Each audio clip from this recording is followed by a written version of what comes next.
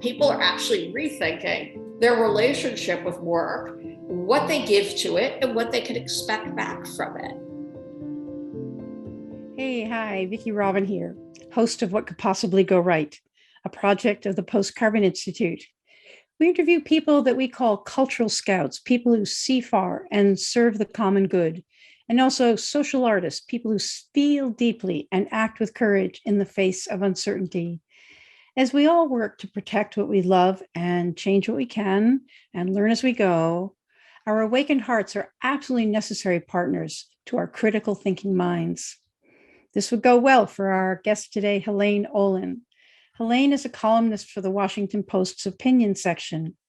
She's the author of Pound Foolish, Exposing the Dark Side of the Personal Finance Industry, and co-author of The Index Card, Why Personal Finance Doesn't Have to Be Complicated.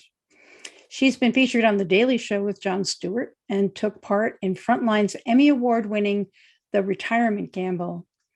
Her award-winning work has appeared in numerous publications, including the New York Times, the Los Angeles Times, the Atlantic, the Nation, AARP, and Slate.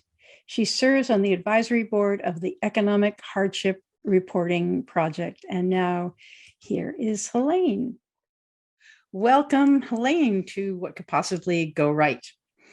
I think you understand the game we are playing here. It's not analysis of what went wrong or prescriptions of what we should do to make things right, or even some Panglossian idea of the best of all possible worlds is just around the corner.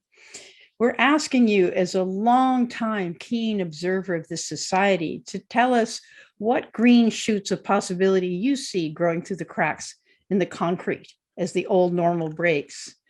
Our listeners are informed, perhaps over-informed in terms of what's coming apart, but they want to help something better come together.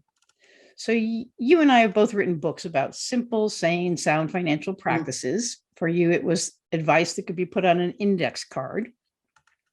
And we've both used our pens to defrock the swindles and bamboozles of the financial industry. And so it's like, I'm sort of locating you in that domain. And I wonder if there is something possibly going right in the personal finance world. For example, does the Great Resignation reflect a sense that the contract is broken between workers and employers? And if so, is there a new contract being written, and where is it being written? Or is the new Amazon union evidence of a shift in the wind? Is some other story emerging for younger people? Do co-ops and co-housing and buy nothing and sharing groups augur anything? So, I'm just sort of laying out some of the elements on the game, sort of like on the table so that we can finger paint with it. And so our basic question is, Helaine, in the midst of all that seems to be coming apart, what could possibly go right? Oh, wow. I am totally fascinated by the Great Resignation. One of the things I have thought about a lot, and I should say I almost proposed doing a book on the topic at one point, but then it was 2008 and the economy went into a tailspin and just going in a completely different direction, was the American relationship with work. We've really, the pandemic really severed something in the American relationship with work. And I think this was a really good thing to have severed, right? Americans think of work as almost a form of religion, where work is a nation of work. It's not simply a nation of workaholics. It's a nation of people who identify with their jobs in a way that other nations find utterly bizarre and weird. Like if you're in Europe, you don't ask people what they do. Like, it just never really comes up. And here, of course, it's the opposite. It's, hi, I'm Helaine. I'm a journalist, right? It's like, hi, I'm Helaine. I'm Jewish. Like, what the heck, right? And you'd think that was very weird. But we don't actually have any weirdness with that with work at all. We identify with our work in a way that's almost akin to religion. And this is something that got massively exploited over the past several decades. There was a book that I just love that was actually written by an Australian. The other nations have issues with this too. I don't want to be a Pollyanna, but not to the same degree, called Better Than Sex. And I'm forgetting the exact title, but it was something like how work became the most important thing in our lives ever, right? That's not it, but it was something along those lines. But it's true. People became utterly obsessed with work. Employers took massive advantage of this. People were put in, hours upon hours on the job. They, in the United States, we not only don't have a legal right to vacation days or sick days, something COVID did not change, which I will rant about next. We actually celebrate people who don't take this stuff. You go to school, you get an award at the end of the 12th grade for perfect attendance, which is absolutely crazy because that tells me you showed up or you sent your kid to school when they were sick, because kids get colds all the time. Adults get colds all the time too, even pre-COVID, but you certainly, so there was just this kind of glamorization and validation and valorization, that's the word I'm looking for, of work that was utterly absurd. And it was to the detriment of all of us. We work at will in this country. You can be fired unless you've got a union. You can pretty much be fired for any reason unless it's, a legally prohibited discrimination issue. And good luck to you, proving that, right? We don't get paid as well as we should.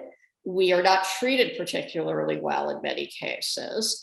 I could just go on and on and on, right? I'll stop. I mean, you're nodding, you know what I'm talking about. If you're watching this broadcast, you probably know what I'm talking about, okay?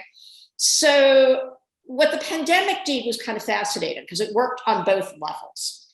On the level of somebody like me or somebody like Vicky who could move to work at home pretty easily. In fact, I was mostly working at home even before the pandemic because I work for the Washington Post. And their offices are in Washington. And at the time I was in New York. So that presented a certain geographic problem.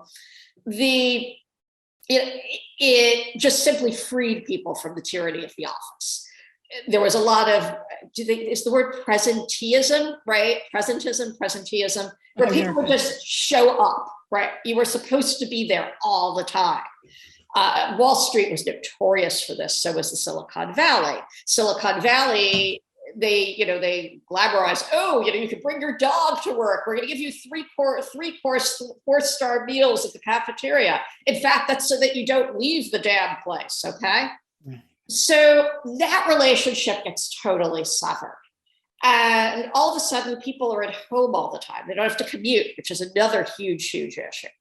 So they get severed from their office relationships. The idea that we're family, right? Secondarily, that's actually three parts of this. A hell of a lot of people, for all that they're family, get fired in like a matter of a week, basically. They get tossed overboard the week of, I think it's like March 23rd, whatever that Monday is. Over 1 million people get laid off the week before and that week. People are like severed from their family without a basic thought, right? And there's another good thing that comes out of that, which I will try to talk about in a second. But the third part is, and the most tragic part of this, there's a whole group of people who can't work at home and they think they're lucky, they don't get fired, they are laboring through the heart of the pandemic. And it becomes increasingly clear that a lot of their employers, and we're talking supermarket clerks, we're talking nurses, we're talking warehouse workers, we're talking doctors, garbage men, transit workers, anybody who your job can't be remote, right? The idea of a remote nurse is absurd. Is that their employers, in many cases, they come to feel, don't particularly care about them. The precautions are not great, even though a law is quickly passed to give temporary sick leave for COVID. By the way, not for anything else, but COVID, this leaves a massive loophole because a lot of employers start saying, prove it. So all of a sudden, and we all know what happened with the tests and the backups and all the rest. So suddenly people feel forced to go to work sick because they can't prove that they've got COVID. I had COVID in March of 2020. I only know that for sure because I went and got antibody tested at the end of May or early June of 2020, because of course, there was no easy to get test. And I didn't feel really well enough to start pursuing it. And I wasn't really sick enough for it to be a huge issue. So I just sort of waited it out, right? But the point is other people got very, very sick and they didn't feel their employers cared in many cases. So all of this leads to some great tumult that comes and that we call the Great Resignation, that maybe could be called the Great Renegotiation. I think it's called, some people call it the lie down movement, I think in Asia. Did I get that right? Yep. And essentially people are like, wait a second, what was I doing with my life? Exactly. Because one of the good things that also came out of this is there was the government actually worked for once, right? We have this idea in our country, government doesn't work. And for the most part, it actually doesn't. But one thing they did when faced with this emergency, in part because our unemployment systems were in such a decrepit state, they actually didn't know who was working for who and how much money they were earning, and especially with gig workers, that they just okayed a $600 a week supplement, which for many people actually turned out to be more than they were earning on the job. So the combo of all of this leads to like a great rethink on everybody's part. There were people working remote are like, hey, wait a minute, I've been wasting hours of my life commuting and hours of my life hanging around an office when I don't need to be there. The people who've been fired, are like, wait a second, we weren't family. Wait a second here, and by the way, I suddenly have this free time and I'm not so worried about money. And this is actually kind of okay. Like I'm working stuff out, like I'm enjoying my life a little bit more. And the people, of course, who are laboring through the whole thing are increasingly furious because they're expected to work. They're often still getting paid less than the people who got fired because their salaries were not great. And they don't think anybody cares about them. And in many cases, they were completely right. So as the economy kind of lurches back to life, as we worry less and less about the pandemic, as vaccines come online, when people just simply get tired of it, fill in the blank, everybody has different feelings about this, and we're not here to talk about that, is all of these people are suddenly rethinking their entire relationship with work, their job, their career, their family. I mean that in a broader sense of spending time with their family. Is work your family really? And the answer is no, work is not your family. These are not people I want to spend, all my time with, which is perfectly fine. I mean, so we get this movement of people out of the workforce who don't want to come back. You get some increased retirements among the baby boom, some of which appears to be people just who can't get work because of age discrimination, which nobody will deal with ever in this country, as far as I can tell. And some of it is people saying, wait a second, I actually interviewed one guy who had lost a job just before the pandemic, actually, who was in his 60s. I was like, wait a second, this is like, I actually have time to see my family. This is great. Because he worked in a restaurant. He was a restaurant manager, and they work like 60 hours a week and they're salaried, so they're not getting overtime. So he's now working part-time again and he's very happy. But he said to me, he probably will never go back full-time. So there's just this rethink. And he actually said to me, I have a life. That was actually what he said to me. And so this has resulted in union activism, increased union activism. It's resulted in people demanding better of their jobs and, no, I want to work at home. I mean, it's been actually fascinating to watch even banks who really were trying to push people back into the office full time. In many cases, because they're the ones financing the real estate. So they've got a motivation that goes way beyond their workforce to try to get people back in full time. Finally caving and saying, no, we're going to have to give these people a part-time remote option. So, it goes because it's often portrayed as just this idea of, oh, somebody just feels like working on the beach. Mm-hmm. But that's not actually what's going on at all. People are actually rethinking their relationship with work, what they give to it, and what they can expect back from it. And it's been this fascinating movement. And I have to say, I didn't really see it coming. So I don't think anybody really saw it coming. And it's been a really kind of amazing thing to watch. And I think it's going to be fascinating to see how it plays out, because I do believe and this is partly a demographics issue. We are moving from a period of where we had labor surpluses for many years, not simply because of immigration. Everybody always thinks it's immigration. It's actually a lot to do with the baby boom and just the surge of the population that was part of that cohort. You're probably a baby boomer, right? I am not. So I have been basically waiting for these people to leave the workforce for my entire 30 plus years, right? And and there probably will be reduced immigration going forward because other countries like us, have had falling birth rates. It's not simply a matter of whether we shut the spigots off or put them on full blast. There's also a supply and demand issue, to be blunt about it. And most people actually, while they like the United States just fine, all things being equal, would rather stay at home.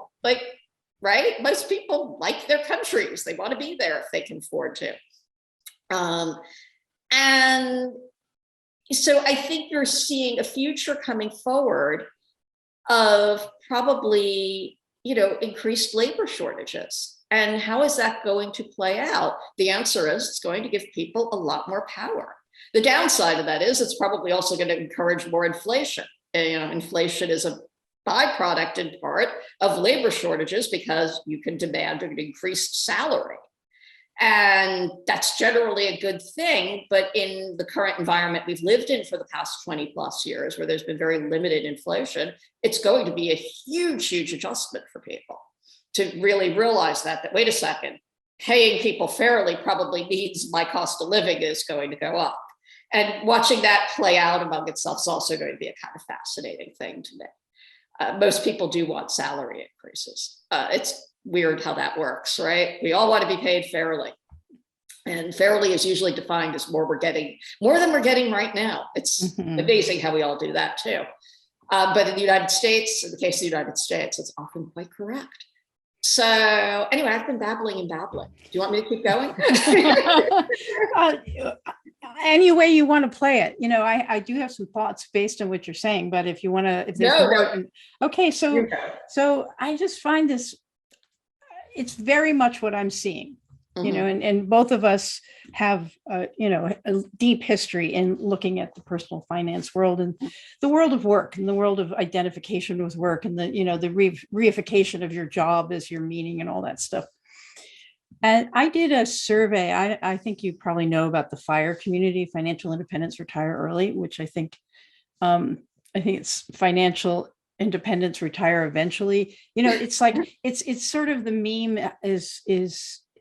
the name doesn't fit what's actually going on as far as I can tell. And I did a survey about the Great Resignation. What did people think was motivating that? And there's a piece of it that I think is that you haven't mentioned, but is behind things.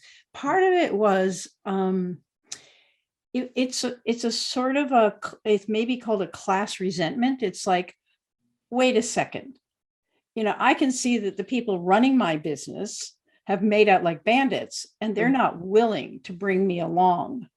So there is a justice part of it where there were people who were more connected with power, who were able to bleed off some of the great whoosh of money that was just like pouring out of the government, and yet they so they walked away with the benefit. So there was something about dignity, there was something even more core. It was like, no, it wasn't just this is not fair. It was this is not right.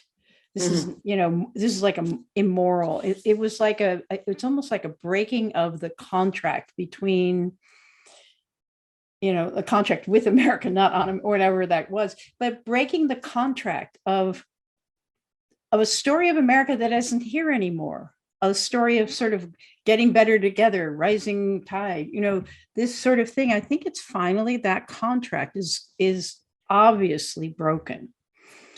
But it's not that there isn't money, it's just that it's been absorbed by the owning class. So that's just analytical, but I'm very curious. I'm sort of watching and I'm not clear about it. How are people finding to meet their needs as they unhook from jobism?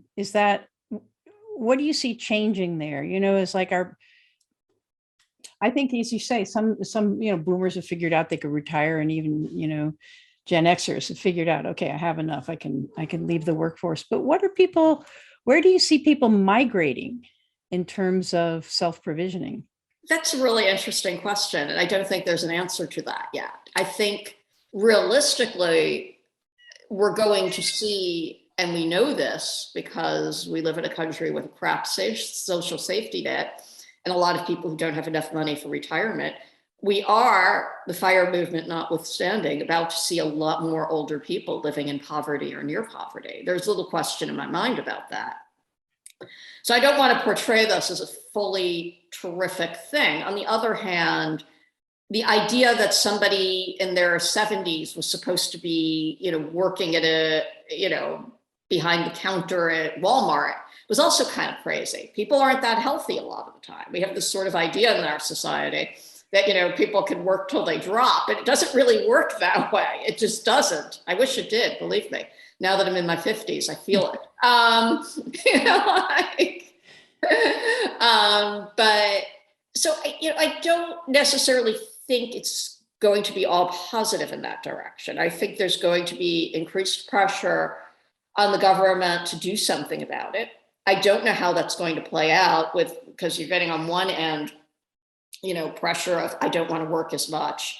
With the other part of this, as I briefly mentioned before, there is still a massive age discrimination component.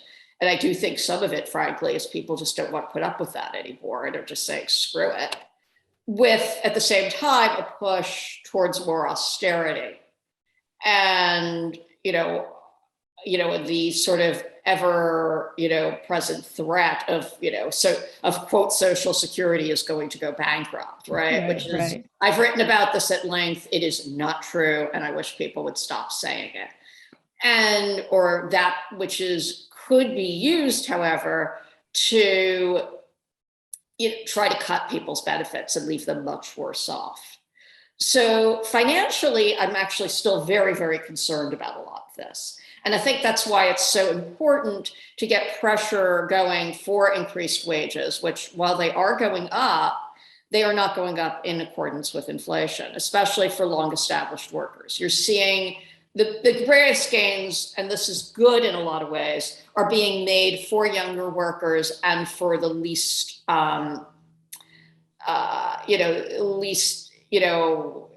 classically skilled workers, right? So, jobs that people feel are replaceable, more or less. You're seeing, really great gains for people, who are, doing stuff like the doormen in New York City, for instance, just got a huge raise in their most recent contract. So you are seeing that.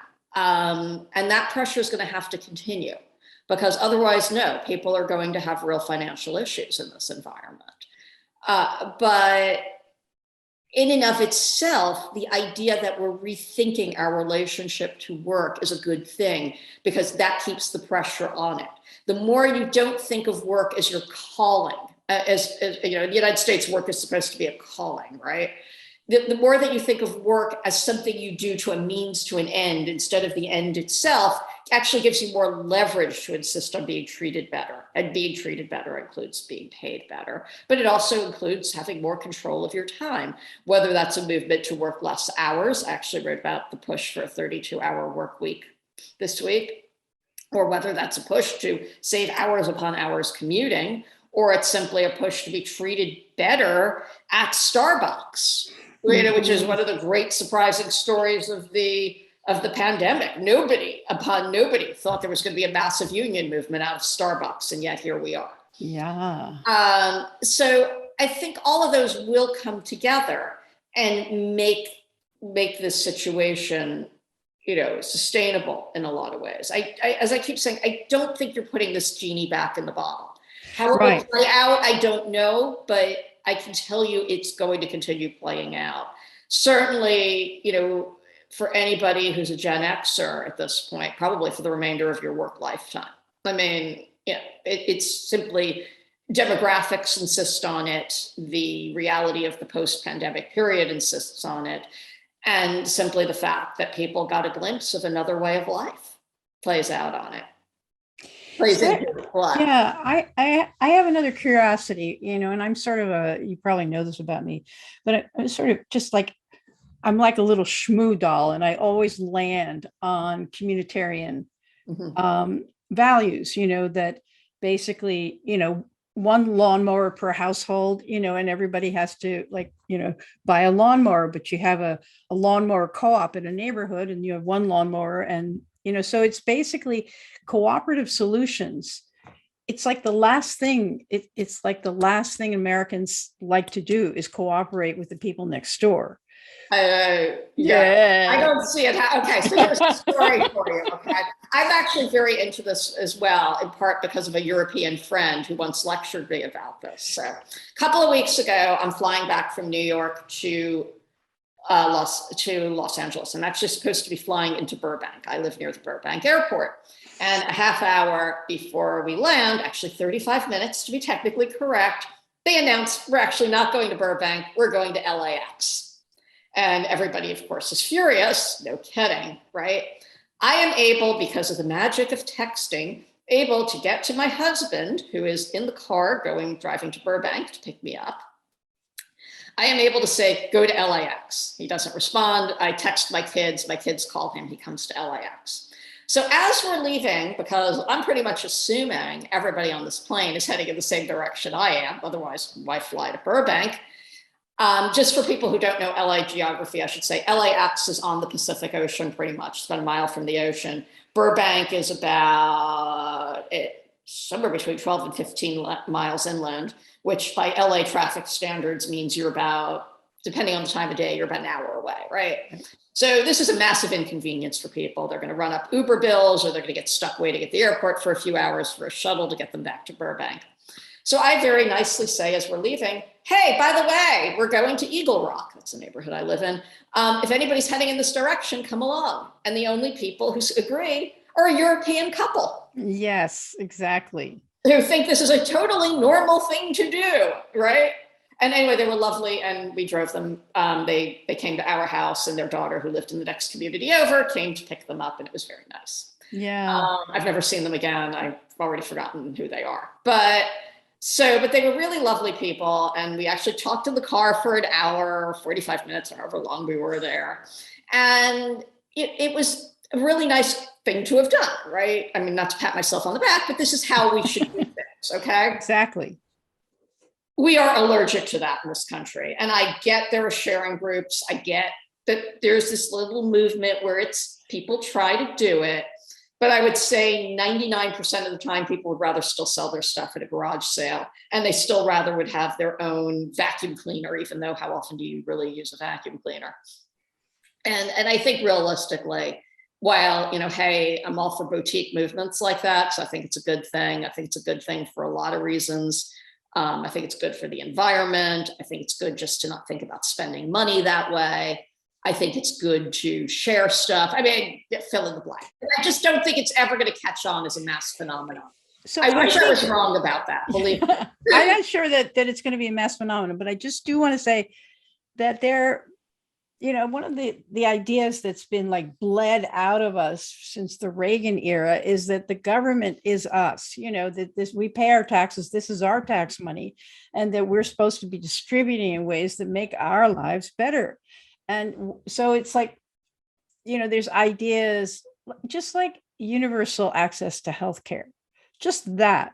If we could solve the capitalist system for healthcare and have something that was more communitarian, more Canadian, a lot of, if we could get over the hump that we're being bamboozled with, like, oh, you won't have choice of your own doctor. If we could get over the hump, it would get better for everyone. I mean, these are sort of communitarian, collective communitarian things, like it used to be that you could get free college education at a state university. or relatively free. I mean, there's so many problems that force people into sticking with a job to get the money, to get the da-da-da. Even healthcare, even healthcare, like you have to have a job in order to have access to your healthcare. So I'm not just saying like the boutique little buy nothing groups, which of course I adore, but I'm talking about is the unionization in Amazon, just, and Starbucks. Are any of these, do you think, harbingers of a willingness on the part of Americans to solve problems together? I think yes and no. I think there's a lot of cynicism about government. And I think in a weird way, it was compounded by the fact that the government actually responded to us initially during the pandemic. We did get the expanded unemployment. We did get the child care tax credit. There was, no matter how imperfectly enacted it was, there was sick leave for COVID. And there was this thought that, oh, we'll build on these gains. This will be terrific, right? I mean, and I think the left is still having a huge problem processing this, by the way. And in fact, it all went nowhere, basically. Child care tax credit ended, unemployment, extended unemployment ended. The COVID sick leave ended. There's been no movement pretty much for everything, for any of this stuff. Instead, there's been this individual argument over masks, which, whatever you think of masking and airplanes and everything else, is in a lot of ways the ultimate individual solution to a pandemic. My point was to somebody the other day, better than arguing over masks on airlines, get into an argument with the airlines about filtration systems at the boarding and landing. Because actually the filtration systems, while they're in flight, are actually quite good. There's a reason there's been almost no trace of a pandemic, of a super spreader event on an airline, in all seriousness. People don't want to believe this. But the problem is boarding and landing, right? I'm digressing slightly. Go argue about that instead of going to argue with some random about they don't have their mask on properly, or you think they should be wearing a mask when they're not. Or they shouldn't be, right? This is Americans as individualists. So, but I think it reflects, my bigger point is I think it reflects a vast cynicism about government. The government isn't going to help us. And I think in a weird way, that was made worse by the pandemic because it did work for a brief moment. And now all of a sudden it's like, wait, we're back to this unrepresentative government where studies show that it represents the interests of the 1% and the rest of us could go, fly a kite basically. And you see this over and over again. And I think healthcare is actually a real example of this, because if you look at polls after inflation, after the crime stuff, sometimes up there with them is healthcare. And I can tell you, I listen to a lot of, my dad was in market research, so I'm actually fascinated by polling and focus groups, and I get to listen to a lot of them. And healthcare comes up immediately. And I mean, it comes up so fast, whoever's running the group doesn't even have to ask about it. It's almost like, what's bothering you? And somebody will say, I was at the pharmacy last week and I had to pay $100 for a drug. Or I was my mother died last year, and in part it was because we couldn't afford her medical bills and we couldn't afford to treat her cancer the way we wanted to, and the insurance company denied the treatment we wanted, right? And by the way, those are all examples I've actually heard, right? So I'm not exaggerating this stuff.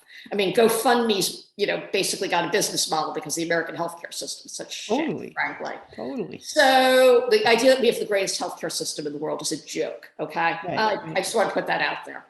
And none of this is getting solved though, right? And I think it's so not getting solved. It's almost like people don't want to even engage with it right now. And I think it's leading to this vast, vast disappointment. I tend to have a suspicion, though I can't exactly prove the mechanism for how this works, that it's part of what has fueled some of the cynicism about vaccines and the vaccine resistance movement. I think the idea, the money that has so gotten caught up in the American healthcare system has just totally turned a lot of people against it in a very profound and disturbing way. And if you're listening to this and you're an anti-vaxxer, you're wrong. I'm sorry. Okay. You're just wrong. Okay. I mean, it's like one of the greatest miracles of our lifetime are vaccines. Okay. So how this is all going to resolve out, I don't know, but you just feel the discouragement when you talk to people about it. You feel the increased cynicism. You feel that they don't want to deal with government anymore. You feel it in the disappointment when they talk about Democrats, who, by the way, are almost as responsible as Republicans for not doing anything about prescription drug prices. And I don't know how that resolves, except to say I don't think it resolves very well. We're supposed to be talking about happy things. No, we're supposed to be talking about in the midst of all that seems to be going awry, what are the little green shoots you see sprouting in the sidewalk? And I will say, it's like listening to you. I do think this Great Resignation at least it has seeds in there that we're going to be very interested in watching how they sprout. I will say one of the things government did, and I think it's a factor in the Great Resignation too, is that there was expanded affordable care health credits that might or might not continue to exist going forward. Call Joe Manchin's office, people, call Kristen Sinema's office. Mm-hmm. If they don't, I think it will impact the Great Resignation significantly. There's no question about that, because one of the things that I think has enabled it has been the fact that people were able to access health care at significantly lower prices. Right. So it may be that, listening to you, so we should probably, take this home. How are we going to take this home? I do think that what you're saying is that there's so much that's in flux, and that maybe we had a taste of what could go right. And right now we're in the process of that taste being taken away from us. No, you cannot come to the buffet anymore and have a little bit of health care. I don't know whether that will put more pressure on people to do things like the organizing for unions, a union at an Amazon warehouse. It's like there are things that are popping out of this that are more demand to not have our future stolen from us continually. I think one of the good things that happened is people actually took corporate rhetoric very seriously.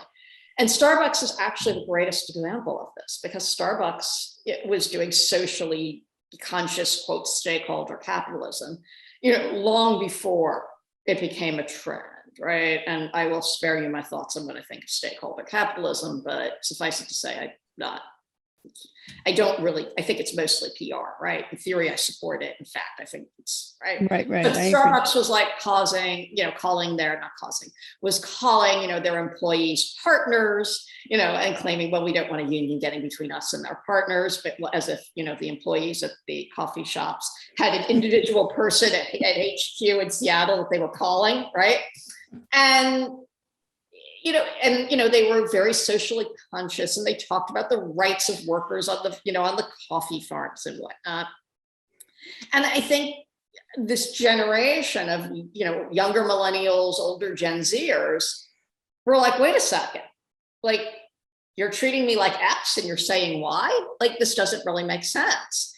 And they're not cynical about it. They wanted to do something about it, which is great. And, I guess that's another real shoot of hope. It's like, wait a second, we're going to call you out on this stuff. Like, if you're going to say you support gay rights, then what the heck are you doing with your campaign donations? Like, which is a very good example of exactly. Disney right now. It's a very simplification of what happened to Disney. But you've got to speak up. Like, you can't just get away with this stuff. And again, how that will play out if the economy goes into recession and jobs become more scarce, I don't know. But on the other hand, people tend to not want to give back so easily. And I think the greatest example of it was the remote work thing, which, most companies are really throwing in the towel on at this point, at least in terms of getting people back in 5 days a week.